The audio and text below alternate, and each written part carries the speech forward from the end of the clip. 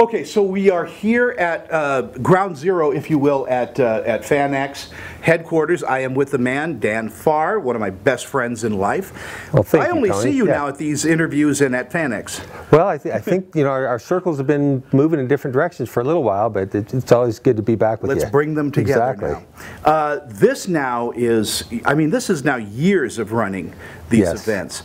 How has it changed for you on your end? I mean, the back room type stuff. Well, that's a great question.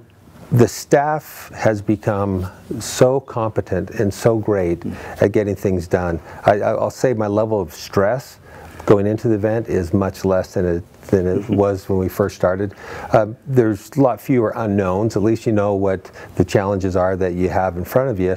Having done this enough times, rather than going in, well, I don't know what's going to happen, but we've got good people, we'll deal with it. You know, now at least we have a good idea of what's going to happen. I would imagine the other end, because I was with you at the very first, you were. The meetings at your house and all that, is now celebrities and people of note are seeking you out rather than you making those calls. We're very fortunate that way, because the key is that when the celebrities come here, they have a great experience.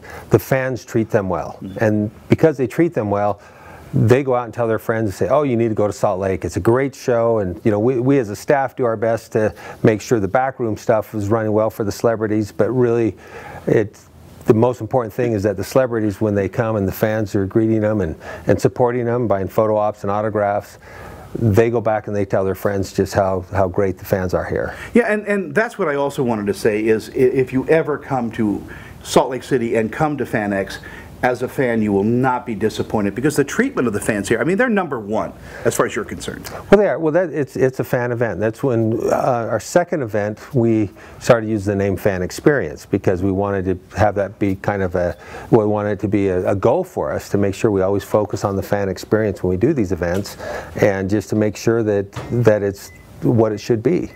Is there a celebrity out there that you still haven't got? Oh, there's plenty of celebrities. Well, you personally would go, well, you know, we had Dick Van Dyke here, who's a personal friend of yours. Yeah. We've had some really kind of wonderful pop culture names, but who's that, you know? Well, there's still a few. I'll put them in, like the Johnny Depp, obviously, would be amazing. One of your friends, yeah. Robert Downey Jr., of course. Harrison Ford. Yeah, you know, there's kind of the iconic, and you know, I'm not necessarily going to the Brad Pitts of the world, which, you know, Brad Pitt would be a fun guest to have, but he's not of the same genre where people are, you know, the fans seem to get really excited about the celebrities that have done work in fantasy and sci-fi. You know, this is kind of my theory behind it, is I think if you watch a show and it requires you to use your imagination to watch the show, it actually integrates you more with it. If you're able to actually enjoy the suspension of disbelief and become part of that show, you're more likely to become a super fan. You know, I look at like Doctor Who.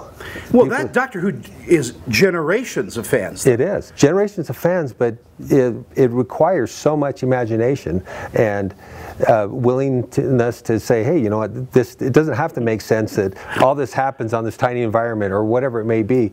You can go ahead and let all that go and just enjoy it and become part of that environment. Those people, I think, are more anxious to meet the actors that perform those characters, because I think there's a part of them in their mind that when they're meeting, you know, Captain Kirk, you know, William Shatner, that, yeah, no, I'm sorry, I know logically that this is an actor portraying a character on a TV show, but you know what, I'm going to have so much. Yeah, but I'm going to go ahead and I'm going to go with that experience, and when he's there, and I'm going to let part of my mind actually believe I'm meeting Captain Kirk. Yeah, and this type of event is generational, because, for example, this year you have Linda Carter coming. Yes. What a boon that is, but she's Wonder Woman for a generation or two gone. Now there's, you know, Gal Gadot, who hopefully will come soon. Well, it would be nice to get her sometime, absolutely. I'll call her. Yeah, you call it, please. Yeah, square that away. She's still a little bitter that we broke up, but yeah, what the heck. But that's what science fiction, that's what pop culture is people rediscovering a past or discovering something new.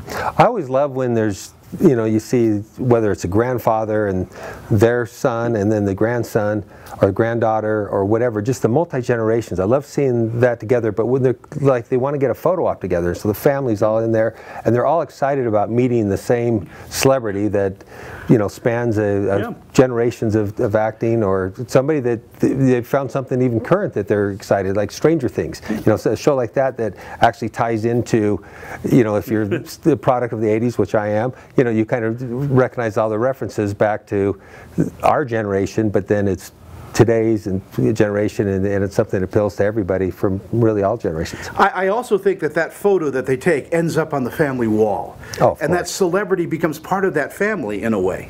Well, you know, I had a conversation one time with one of the agents, Erin Gray, one of your friends. Oh yeah, Erin Gray. Yeah, and she was talking about the different, this is before we even did the event here, and she was talking about different celebrities that are really successful at these events. And one thing she had a theory on is that people that were involved in a series, a TV show, she says you invite them in your living room once a week, and that's before Netflix, where you do it all at once. But for 11 hours. Exactly. But you're inviting them into your home, and you feel like that they're part of your family, even though they may have never met you before.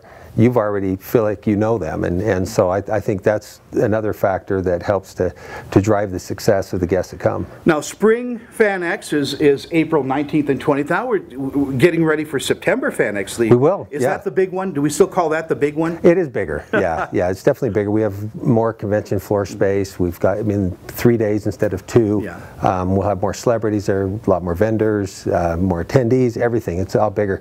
You know, the April event will be great.